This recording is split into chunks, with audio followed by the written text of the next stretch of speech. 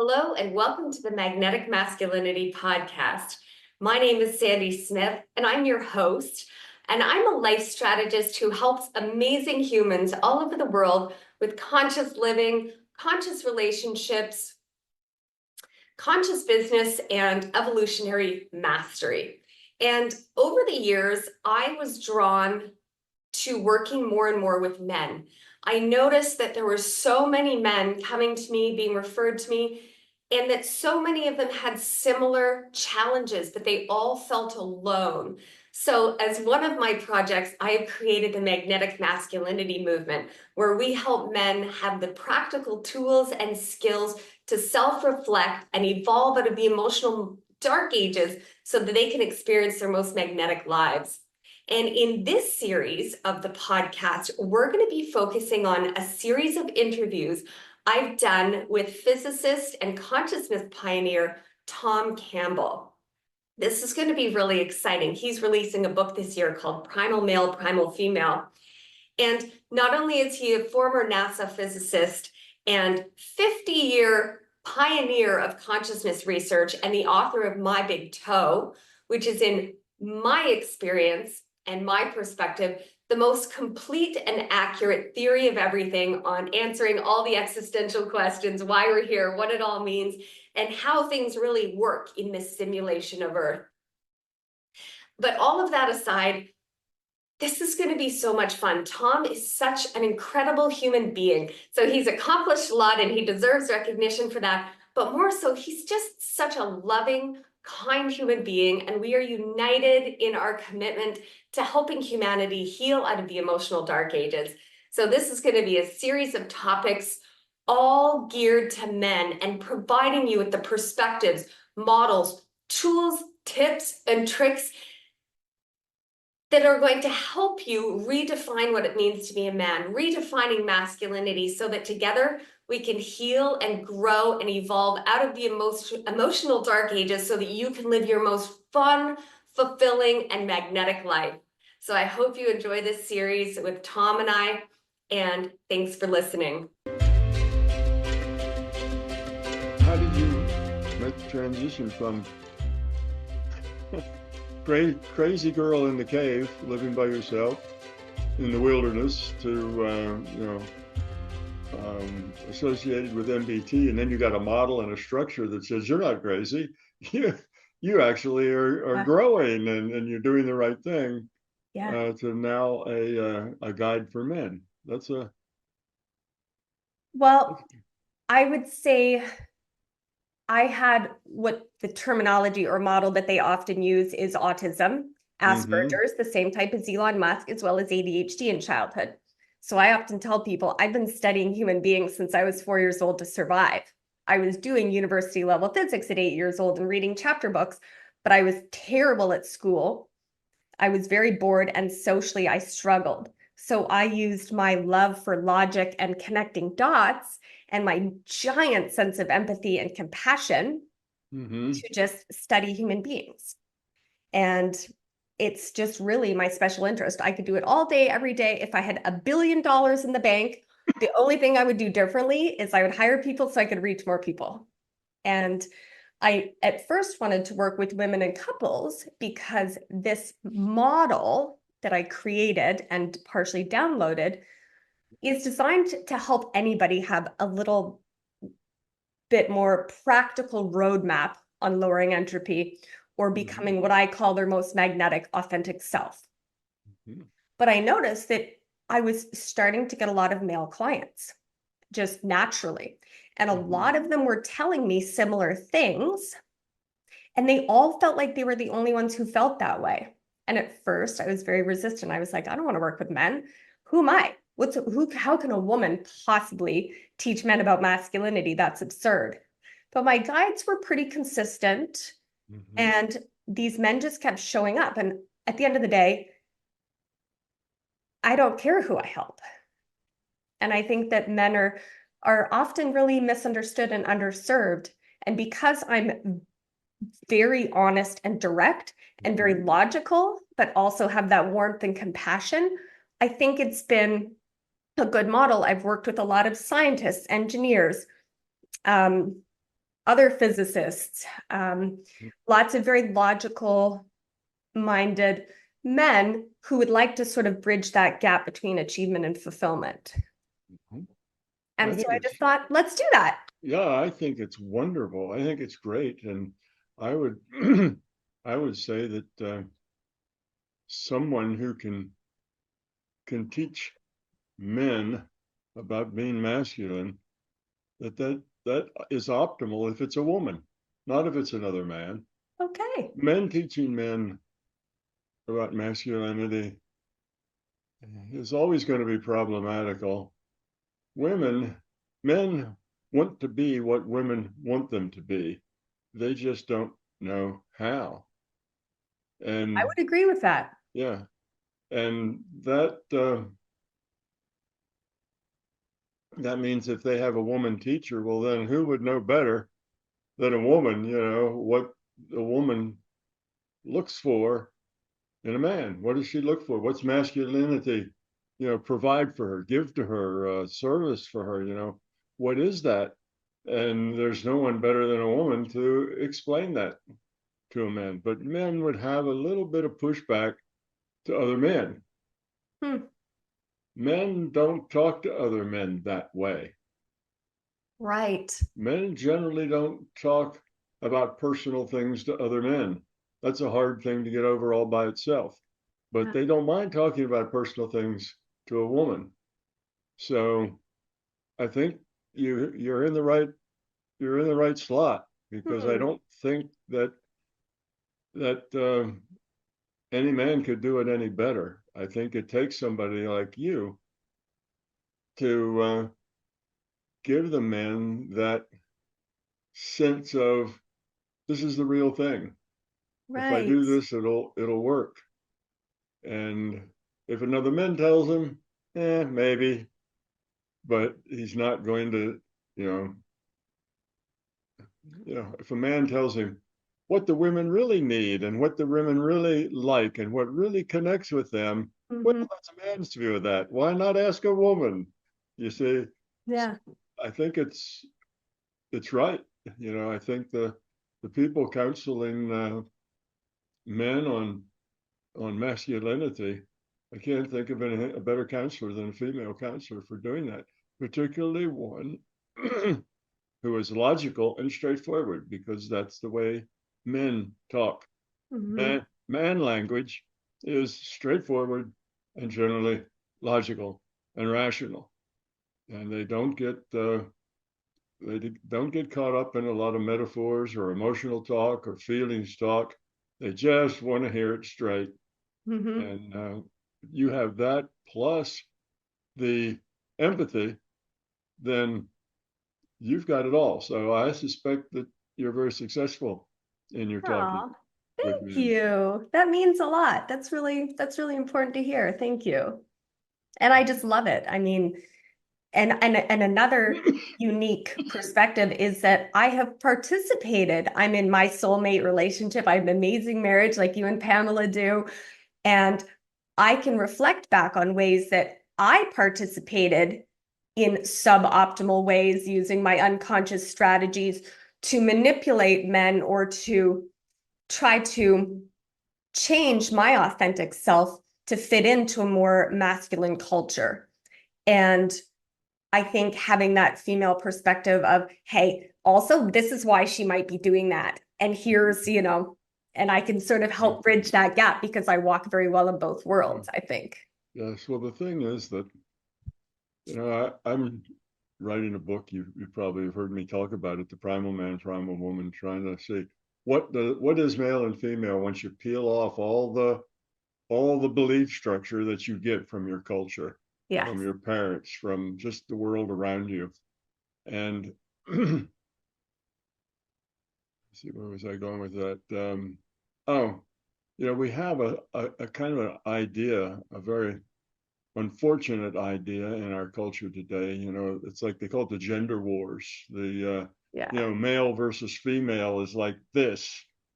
And what people don't really, males and females don't understand, is if you take, you take male and female in a natural sense, without all the twists and anger and self-depreciation and misunderstanding. Men and women go together like this perfectly, Yes. not like this. They complement each other. They don't compete.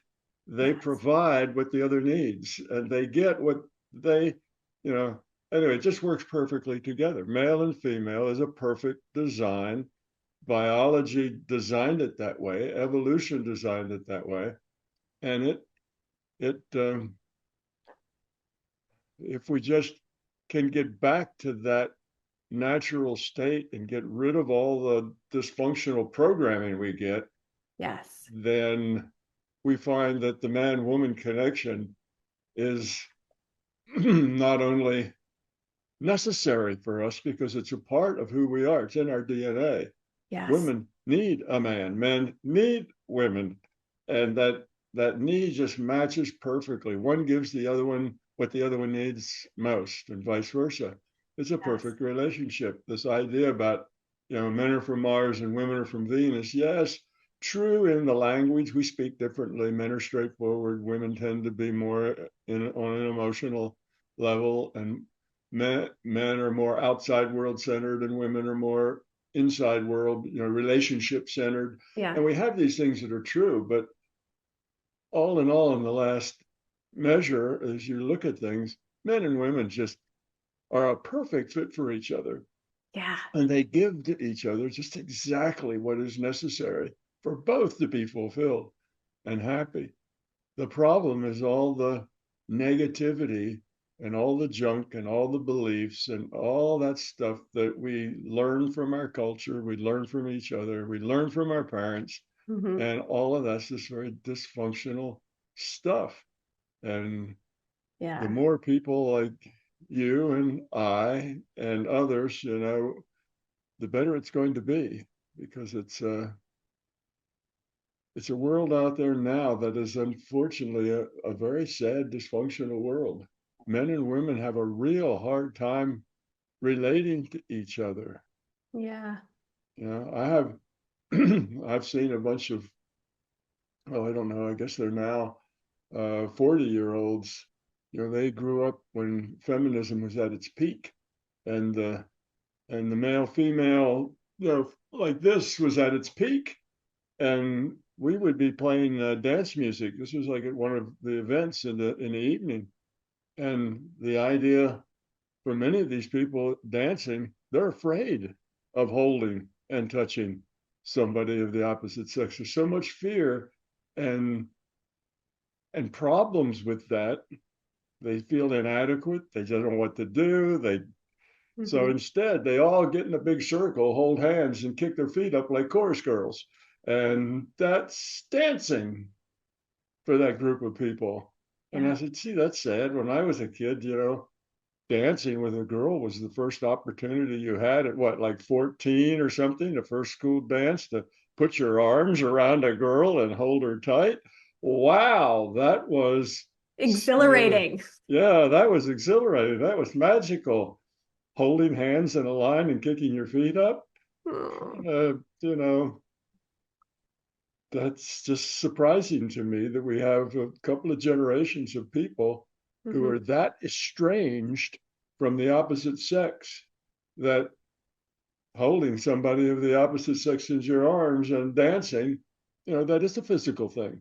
That does have sexual overtones, but not sexual in a private way. It's a social It's social thing, natural. but it's natural, and it feels good, and it's nice, and it's fun, and that sort of thing. But I notice there's a couple of generations there that are still, even now they're in their 40s, they're still afraid to touch somebody from the opposite sex, and that might be a fault of somehow. You touch somebody and they're immediately going to send in a complaint about you for Yes, for inappropriate behavior or something. Everybody's uptight about yes, that sexuality. And I think we're coming back around the other side now. I'm seeing things kind of lightening up at the younger ages. But yeah, it was just an interesting kind of cultural note that I had, that most of the people in the late 30s and mid 40s still at those ages found a lot of angst and stress in just touching someone of the opposite sex. Yeah. So that's a sad comment on our culture, that we have taken something that is so beautiful and so perfect just as it is, Yeah. and twisted it into something scary. Yeah.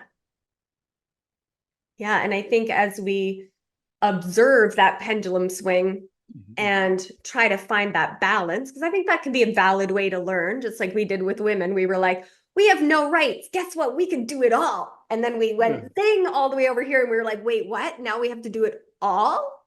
This sucks. Like, you know, and I think as we sort of redefine what it means to be masculine and feminine and come back to those roots, and evolve out of the emotional dark ages, we come back to that equation of like 1 + 1 = 10. Yes. You know, and I talk a lot in my relationship coaching about our authentic wants, needs, boundaries, and values, and finding the right mate and having that natural ability to say, you know, what are your needs? Here's what my needs are. Let's assess if those are like amazing for us to give to each other willingly, authentically, from alignment, rather than, like you said, that sort of, I'm in my 40s, so I definitely was not raised in a culture. I was raised to be tough and you don't need a man and you can do it all yourself, and men are toxic and men are awful, and so most of my life I identified as somebody who didn't need a man. And I was like, I don't need a man.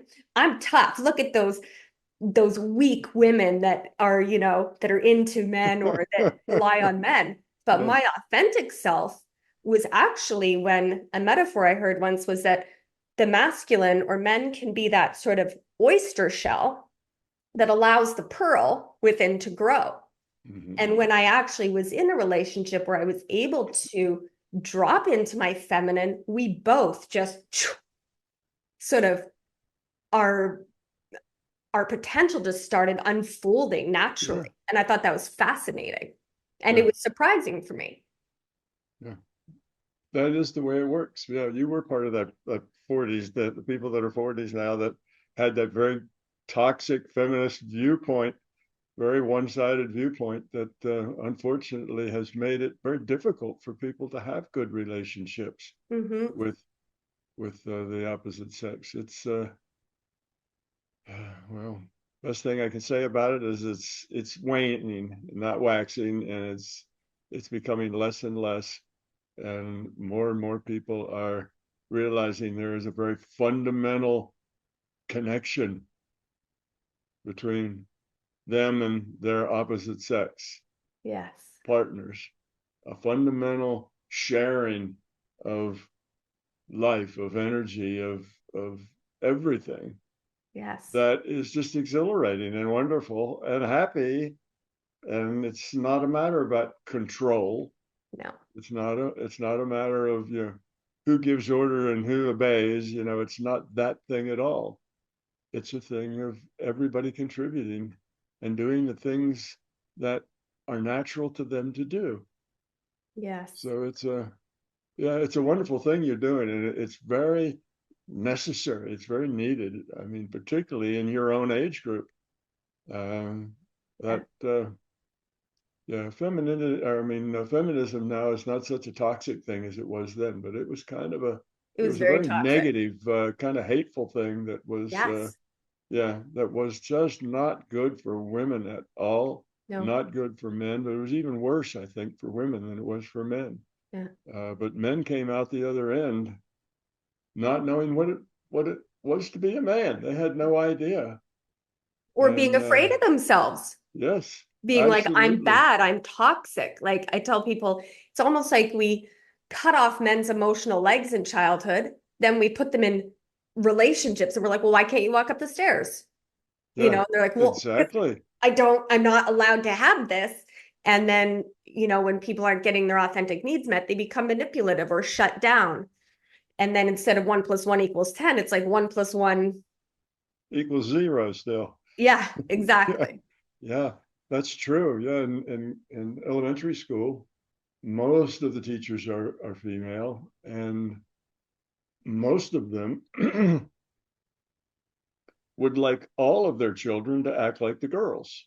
The girls sit there, they listen, they do their homework, Yeah. they're polite, and so on. And the boys are sitting there just squirming because they're physical. Yeah. Sitting still in a classroom is just not what they're made for. And No. they're struggling, they're throwing spitballs at each other, they're talking, they're just disrupting the class. And they were there for a while. It was like, boys, what you need to do is act like girls. That's your problem. If we could just get the boys to act like girls, and there were some Right. schools even went so far as to all the boys were given Ritalin and other kinds of medications to calm them down so that they would act more like girls. Well, if Right. you browbeat your boys with words and then medicate them to try to make them more like girls, and then you expect them when they're 25 to be men, it doesn't work that way. No. And then they're forced to sort of shut off their emotional navigation systems as well. I'm told to like, be a man, suck it up, be tough. And they're not allowed to explore or understand those emotions. And then when they experience in relationships, women having those emotions that they are terrified of or have not been allowed to explore in a healthy masculine way, Mm-hmm. they shut down or become defensive or any one of the other strategies they had to develop in childhood in order to fit in with these sort of Yeah. Yeah. unrealistic ways that we expected men or boys to behave. Yeah. Yeah. It's the male female thing is just embedded in us. It's just the way we are. It's in your double X's and my XY. And Yeah. when, we resonate with that, it's beautiful how well it complements each other. And when we don't, it makes us neurotic. We're unhappy. It makes it very difficult for us to find that satisfaction and happiness in life, because if a man cannot find a woman that he loves and can take care of and provide for, Yeah. then he feels like he's not doing it right. He's a failure. And if a woman doesn't find a man to take care of her and do the things that she needs, then she doesn't feel like she's whole either. We need each other to be a whole person. To be a satisfied whole adult requires that combination. It's just the way we have evolved. And that evolution in people took on a very what can we say? There's a word for it. It escapes me right now. It's one of those words that psychologists, biologists use. It has about 26 letters in it. Right. Great big word. But what it means is that in humans, the difference between males and females is great, much greater than in most species. If you look at and I'm even talking here just about mammals. If you would look at dogs or cats, the difference between the males and females, well, it's still there, but not to the extreme that it is in humans.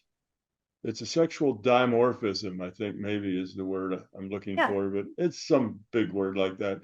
Anyway, but and if you look at some of the monkeys and ape families, you'll find that, again, the differences aren't as great as they are in humans.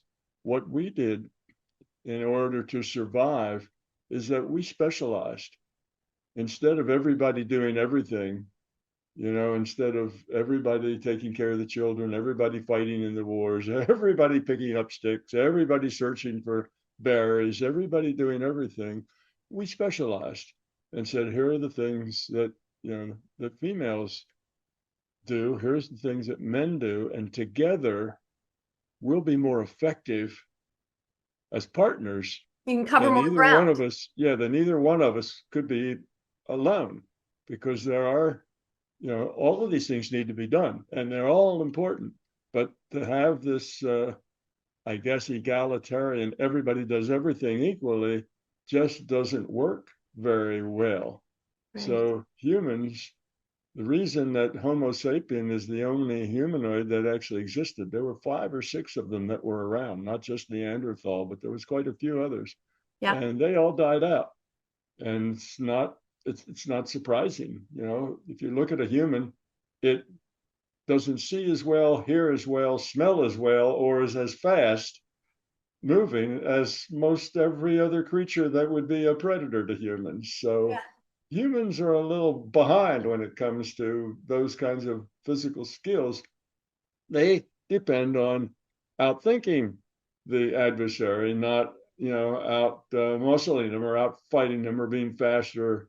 So we had to be smarter, and part of that being smarter was our fact that we aren't all the same. Males and females aren't made just to do the same things. They have their own roles, their own values, and together we're a great team. Apart, we fall apart because there's half of us missing. There's half of what life needs for us that we can't get if we don't have that other person to fill it in. So it's the whole, you can kind of go through evolution and see why things are the way they are. Like, for instance, why do women have large breasts? All other mammals, well, not all of us do. No, I'm just kidding.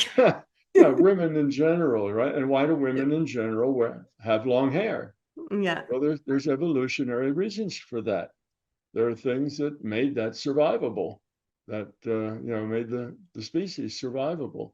So you can look at that and see, well, for monkeys, for dogs, for cats, for all the other mammals, women don't have the females do not have large protruding breasts. Only human mammals have that, and so on.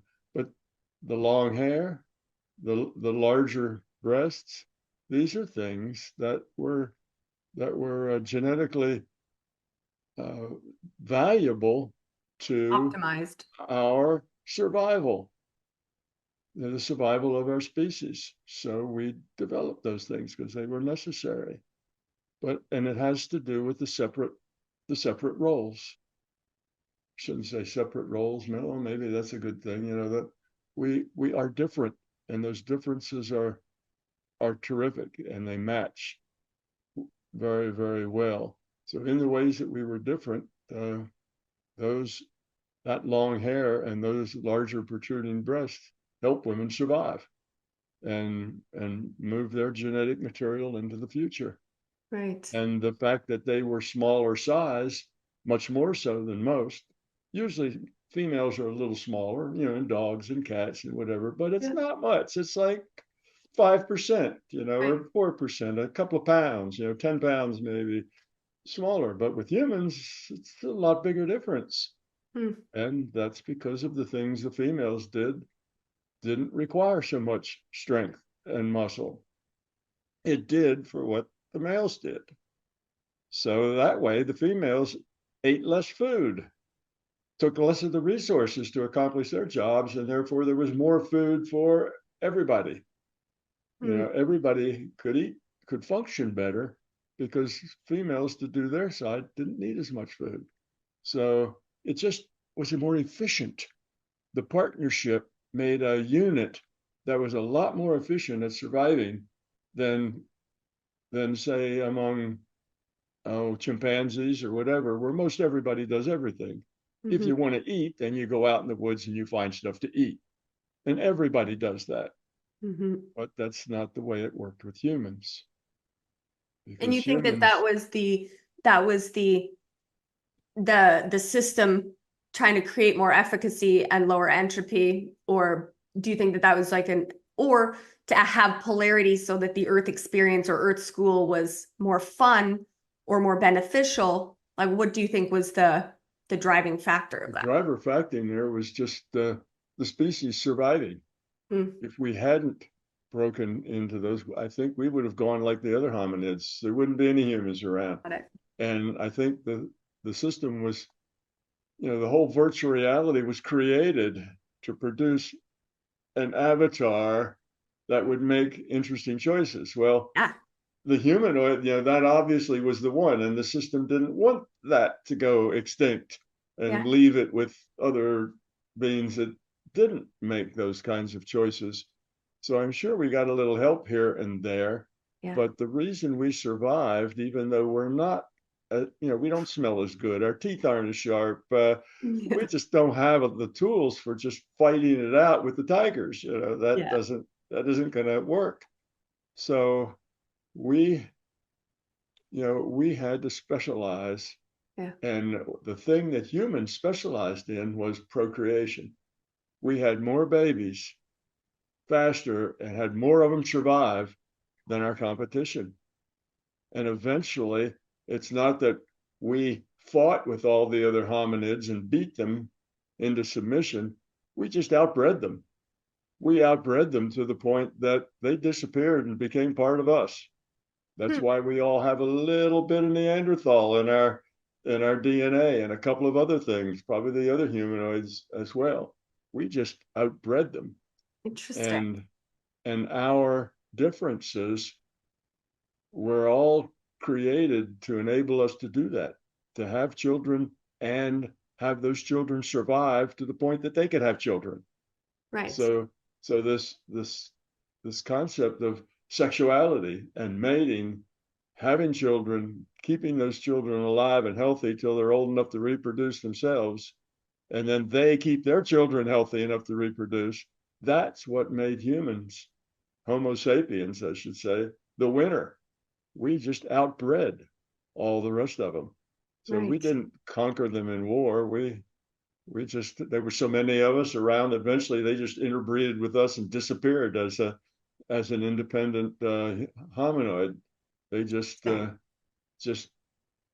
there were so many of us compared to them that their contribution to the gene pool now is very small.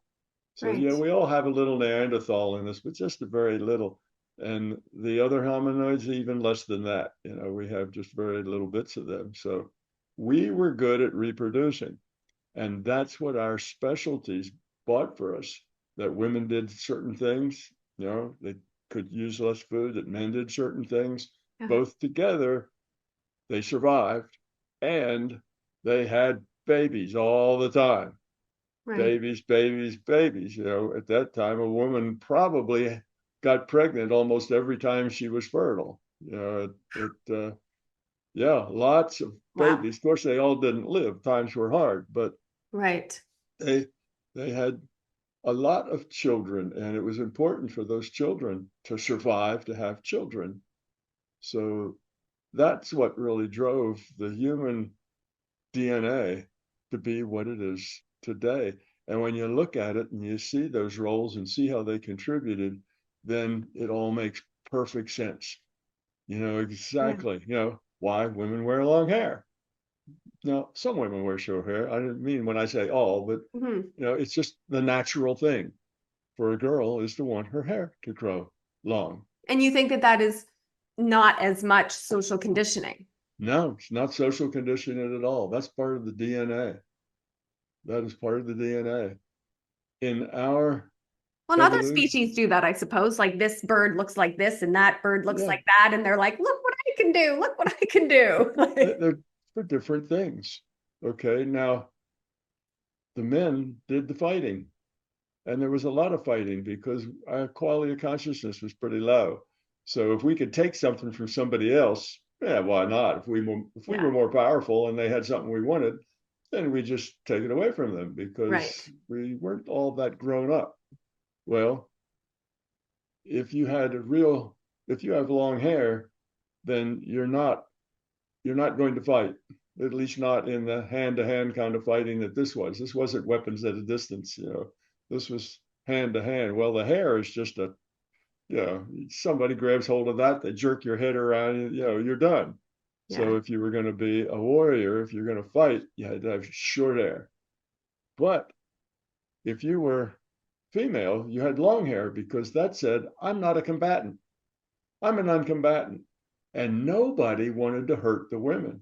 nobody wanted to kill a woman. A woman was valuable because she could get pregnant and make more people. Right. She could make if you had a tribe that had 100 people in it, then you were invulnerable to all the tribes that had 50 or 60 people in it. They couldn't bother you, but you could take their stuff if you wanted to. Right. So what was survivable were numbers. You needed more people in your tribe, in your group. Well, that means more babies. And if you would raid another tribe, you would want to take those women that you found back with you and make them part of your tribe. Not to abuse them or to make slaves out of them, but just to have them women in your tribe, making more babies for your tribe, to have more people in it. Right. Numbers is where power came from. So women were generally very valuable. You didn't want to ever kill a woman. Right. So the women had to look different than the men so that they wouldn't be killed along with the men. So you have protruding breasts that, even with clothes on, say that's a woman. And because not all women had larger breasts, you had long hair also. That's a non-combatant. So you leave them alone. You don't fight with them. You fight just with the men. Then you gather up all the women and all the babies and take them back to your camp and integrate them into your tribe. So that was why, a larger breast was important for humans, because it tagged a woman as a woman and a non-combatant. In general, women... The white flag. It's the white flag. Women are valuable. Men are expendable. Men in their role did a lot of the dangerous things. Yeah. They're expendable. They're there to protect the women and to provide for the women. And if the man doesn't survive doing that, well, another man steps up and takes his place. That's just the way it is. Men are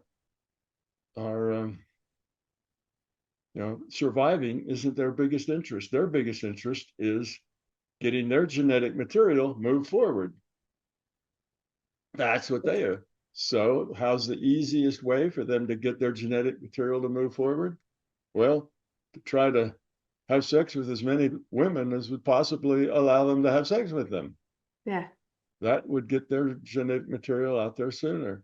And for women, they want to get their genetic material out there, then they needed somebody to protect them, take care of them, because they're pregnant all the time. They've got 6, 7, 8 children hanging on to them, the older ones helping with the younger ones. But that's not a fighting position. That's somebody has to be taken care of. So they have to have a man to take care of them. And if that man dies, which is likely, that's going to happen, they need to have another man kind of, not that, that they know, that they're friends with, that they still have to, even though they have their man, they still have to be attractive.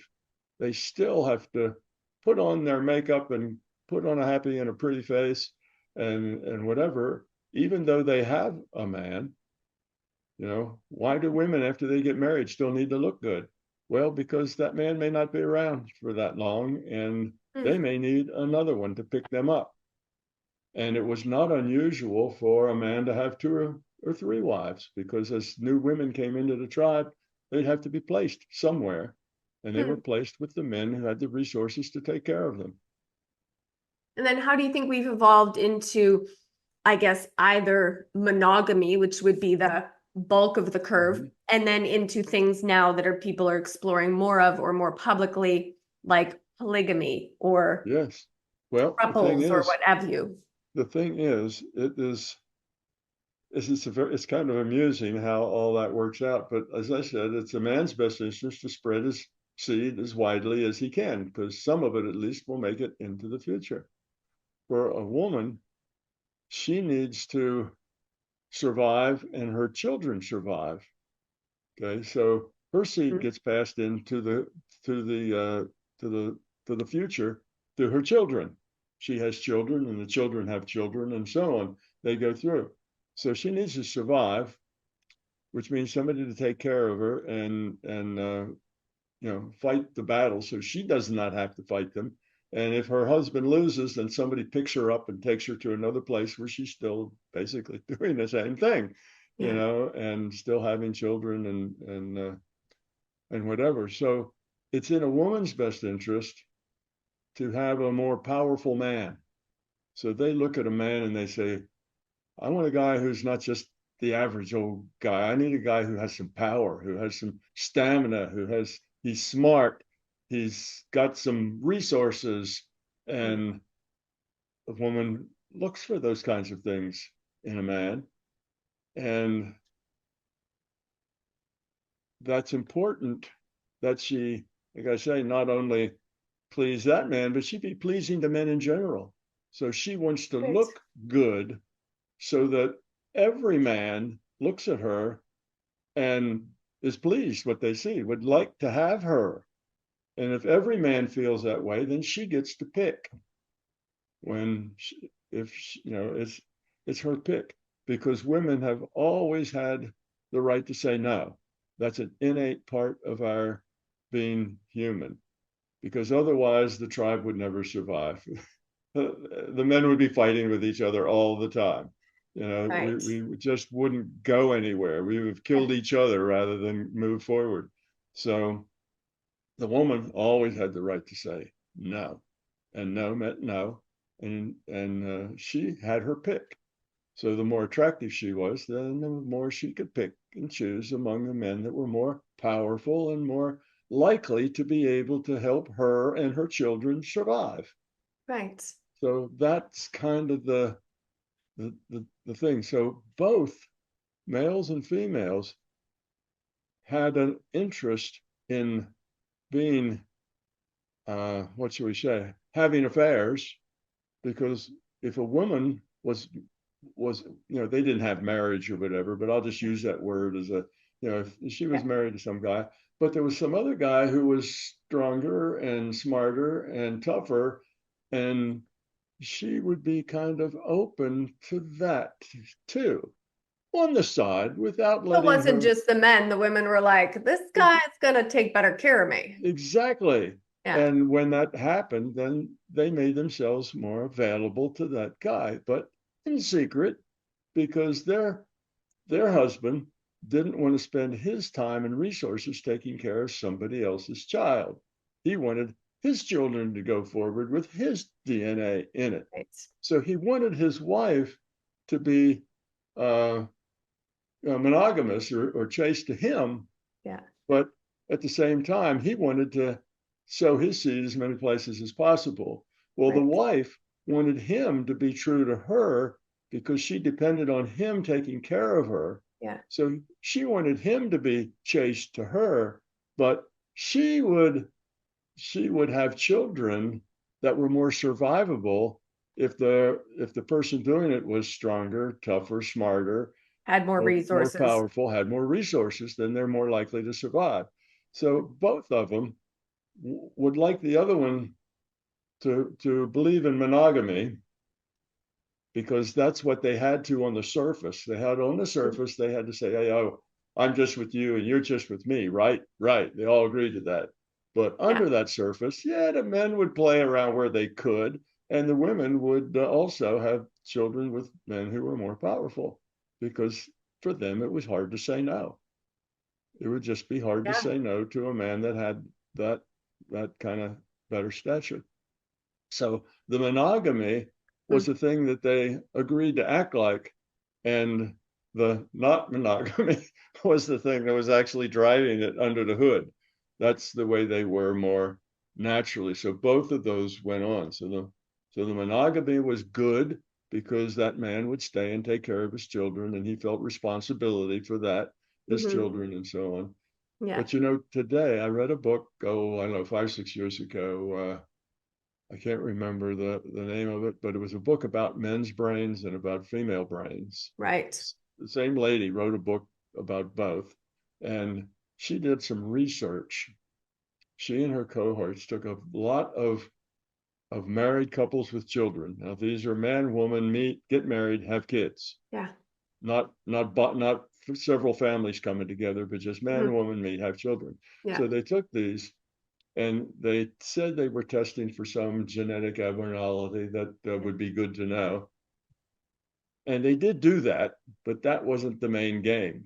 The main game was just to look at those man, those women, and those children. They'd all come in, they'd all get a little tongue scraping, they'd look at their DNA, and what she wanted to know is how many of those children that were in that family that the man thought was his were really his, and how many were somebody else's.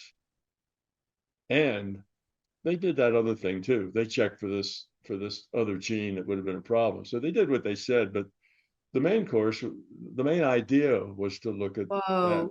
They did, and they found that about 10% of all the children in these marriages were fathered by somebody else. Interesting. So that tells you, and that is just fathered.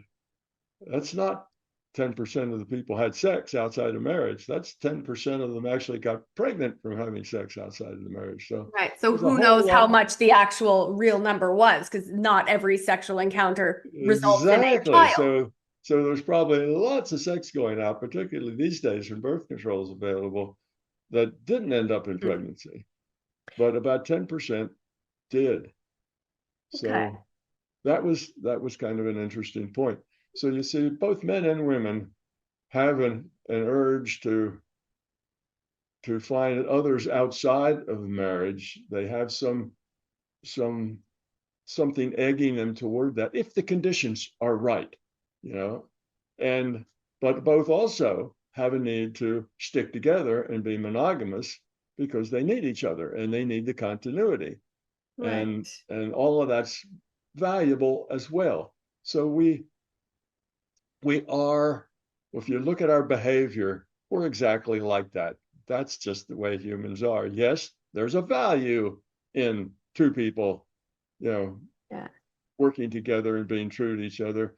But there's also, if the circumstances are right, saying no is a really hard thing to do for both sexes, if the circumstances are just right.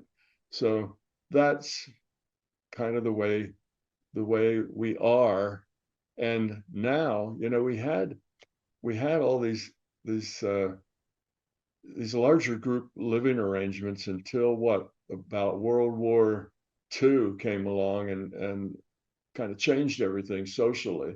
Before that, we had extended families. We had, mothers and fathers and grandfathers and grandmothers and uncles and aunts, and they all lived, if not next door to each other, they lived in the same big house. They just keep adding onto the house and making it bigger. But you had these families that kind of stayed together because we didn't have airplanes to fly around or travel. We didn't have cars. You had to walk if you were going someplace, and you had to be wealthy to own a horse. So, you just didn't travel that much. But that had a big social need as well. Right. The children had not only mother, but they had aunt and grandma, and it was a totally different social arrangement until after World War II. Then we got to this nuclear family, man, a woman, and kids. And then it wasn't more than probably 50 years after the nuclear family became the thing that, oh no, it takes two wage earners just to get by. The man and the female both need to work. And what do we do with the kids and daycare? And all of that structure grew up just in the last 60, 70 years. It's not, it's not been in here for a long time. So now people are thinking, and you mentioned this, that, well, 3 might be a good number. You could have, instead of that romantic triangle always being a bad thing where somebody loses, it could be a good thing where everybody wins. You can have a couple of wage owners and somebody still being home and taking care of things that the home needs to have taken care of, like children, are very important. So people are starting to look at other ideas outside of the nuclear family because of the way economics has changed, relationships have changed, and it could just as easily be, a man with 2 females or a female with 2 men. I mean, it doesn't matter.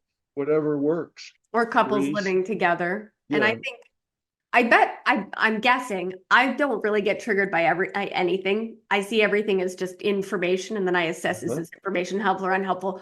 But I suspect that this conversation could be what we would call triggering or upsetting to people. Oh, but I'm I sure very it much could be. agree with you in that when I talk with men who are experiencing the desire to cheat, or I've worked with a lot of men who have chronically gone outside their marriage. What I explain to them is that at the end of the day, all relationships in some form are self-centered. It's about whether we're being honest about, is this person meeting my needs and am I meeting their needs? Now, we've evolved. We're not as I don't think we're quite as binary as we used to be. We're probably still somewhere there, but there's a little more options. We have more choices nowadays because we have more choices to make in the reality. Right. But I think that being honest with that exchange of here's my wants, needs, boundaries, and values. Here's what I value, to the extreme. Whereas if we see a man in his 80s who's a billionaire and he has a 30-year-old wife who's young and hot, and she's like, I want the money. And he's like, I want the young, hot wife. I'm like, it might not be a terribly, if that's, it's about meeting of needs. Yeah. The thing that's important is integrity.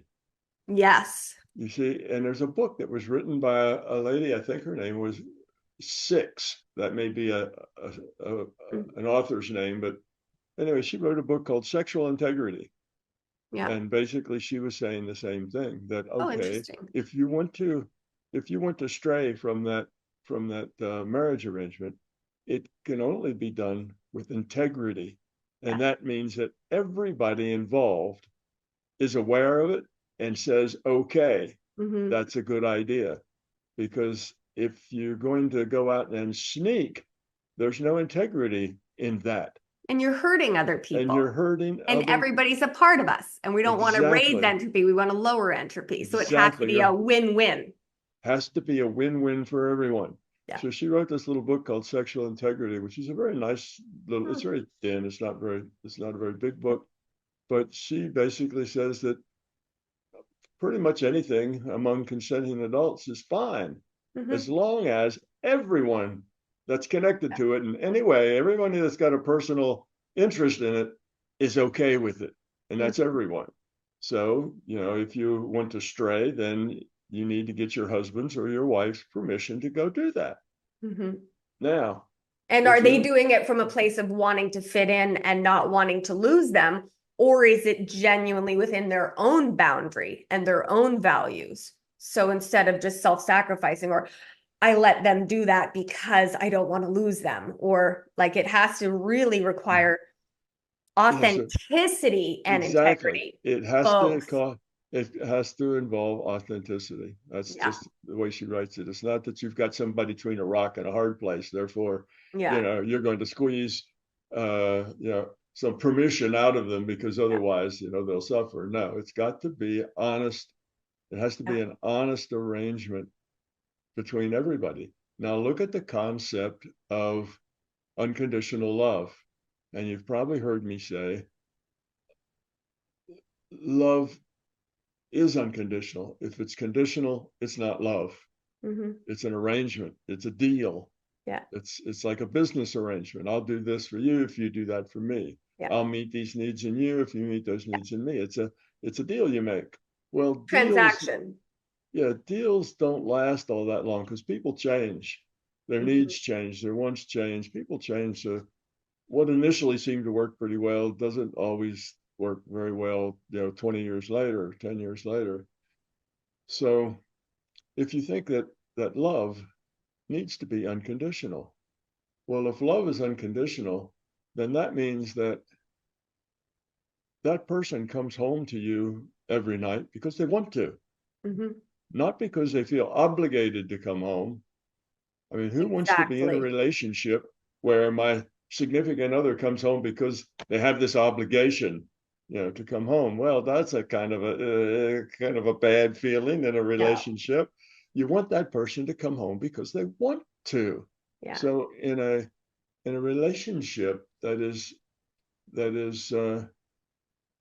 has unconditional love, then basically you say, I love you and I want the best for you. Yeah. And if you feel like you need to be someplace else or with someone else, then go with my blessings, because that will make you happy.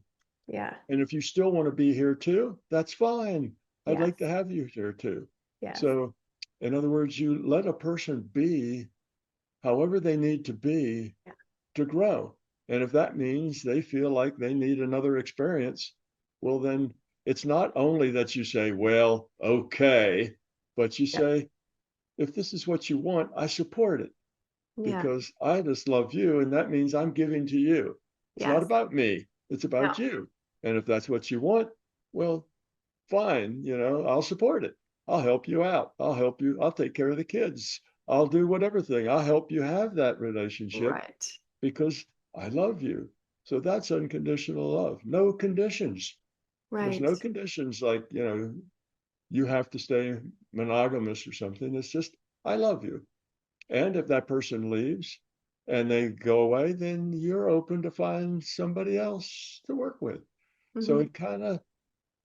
it kind of works out. And that probably is the best thing, because if they don't want to be there, do you want them really to keep coming back to you No, because they have to, because because this piece of paper says you have to be with me. exactly right, because That's this not piece of love. paper or whatever, that's not love. So the only kind of really good relationship, good love, is unconditional love. Yeah. And unconditional love has to be unconditional. Yeah. And it's not given begrudgingly, like you say, that you've got somebody trapped, Yeah. but that you care enough about other people, you want them to be as happy as they can be. And if that means they need to be somewhere else, you're happy for that. You'll help them do Mhm. that. And then you'll look around and see what you can do, you Mhm. see? So that is, to me, a much better way to carry on relationship, because it does something really amazing to the relationship. It means that if you want that person to come home to you because they want to, well, then you have to be worthy of that. I Every agree. day, every day you have to Mhm. earn that love by being who they need, Mhm. by being caring about them, you Yeah. see? And when you stop, well, that's a problem. Mhm. So what it does, instead of, okay, we're married, that's done. Now I can be however I want because we're married and that's done. It's like every day you have to be worthy enough that that other person wants to come home Chooses to you. you. Yeah, they Yeah. want to come home. And you ever get to the point where they don't, well, then it's toodaloo, Yeah. go wherever you think would be better. So Yeah. that, to me, is a better way of adult relationship, Mhm. is one of unconditional love. You support the other person in whatever it is they want to do because you love them. And love is not something you earn. Love is something you're given. Mhm. But like is something you earn. Yeah. You have to earn like, you have to earn trust. Mhm. Those are earned things. Love generally isn't that way. You love somebody just because you love them, and it's a gift. It's the gift of love. And if they need to wander off, then they need to wander off. Help them find something that suits them better. Yeah. That's And if good. you And love then, yourself and that's not aligned for you, then you love yourself unconditionally. You can love somebody and choose not to be with them. yes, You you can can. still love them without having to possess them or own them. No, exactly. Well, matter of fact, in unconditional love, you never own anyone. No. Ownership is not in the cards at all. Everybody's No. there because they want to be there. Exactly. That's the only reason for being there in that relationship, is they both want to, because they both find value in it. And that is the way it should be. It's not like, well, okay, we just got married. Now that's a trap. Yeah. Now we're stuck. Now we have to. And Yeah. then people I find, so I only got married last year for the first time at 47 years old. Because to me, the idea of traditional marriage and nuclear families just never made sense naturally. And I always Mhm. thought, I don't want somebody to be with me because they feel they have to be. I want them to Exactly. be with me. And then when I work with men, a lot of them say, well, my partner doesn't compliment me anymore. She doesn't look nice. We don't go for dates. She doesn't make me feel good about myself. And people would say to me, well, they should love me unconditionally. And I'm like, they should love you unconditionally, but they don't have to prefer to come home if it's not fun or enjoyable or, I like you said, it's keeping that like, what would I want from my partner? In looking at things like codependence, where it's like, I won't talk about all the lousy things I'm doing. You don't talk about all the lousy things you're doing. And we'll just both pretend that that's, okay.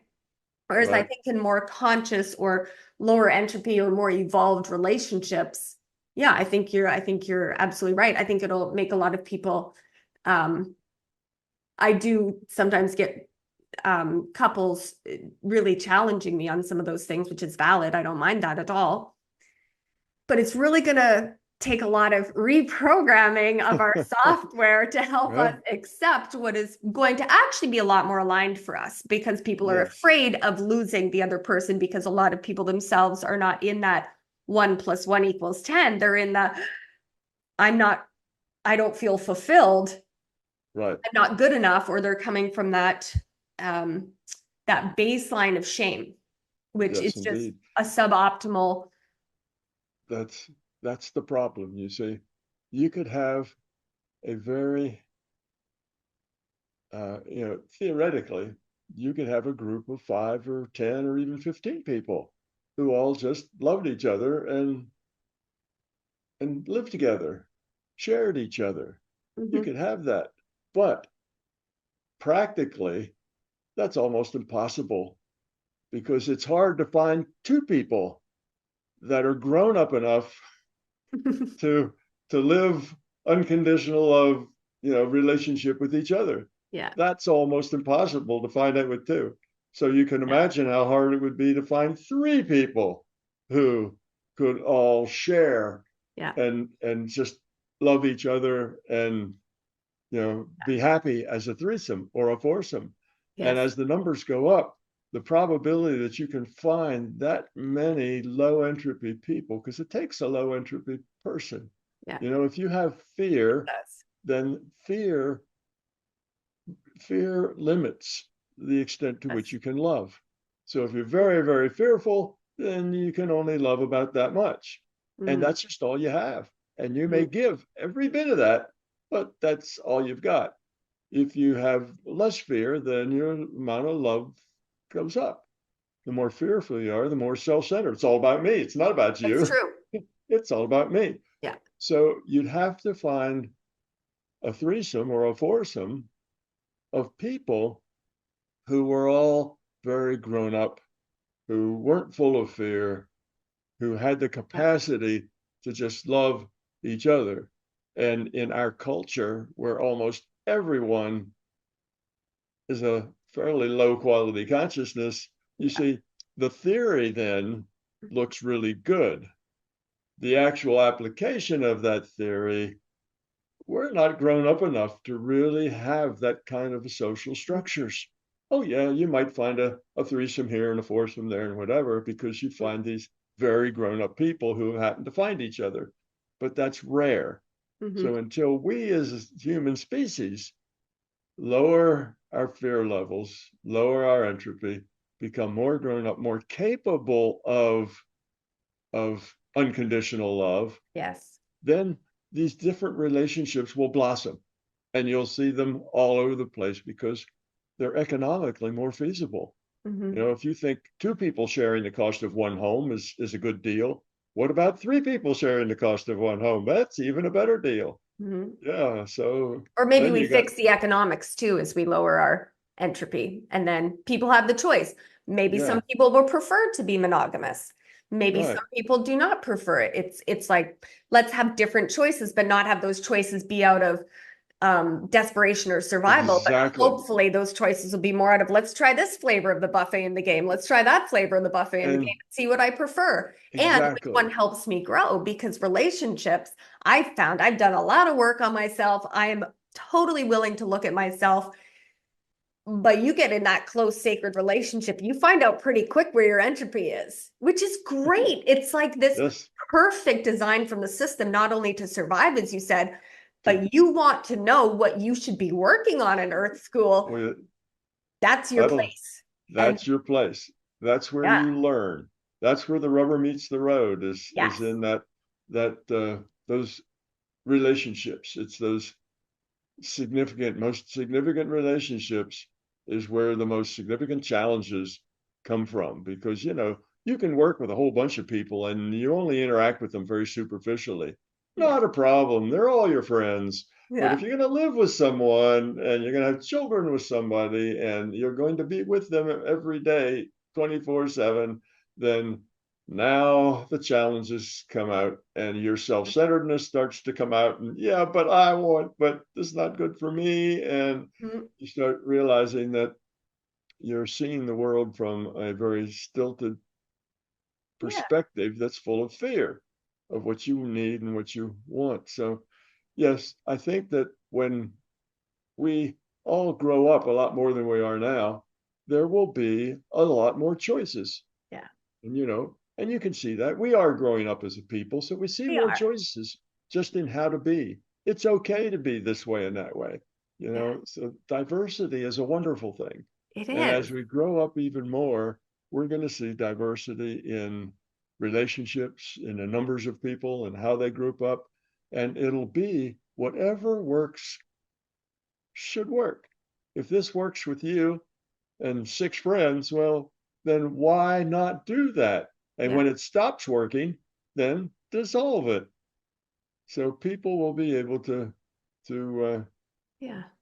follow their love, in a sense, and give a lot of love, because just because you love somebody and they wander off, you don't stop loving them. No.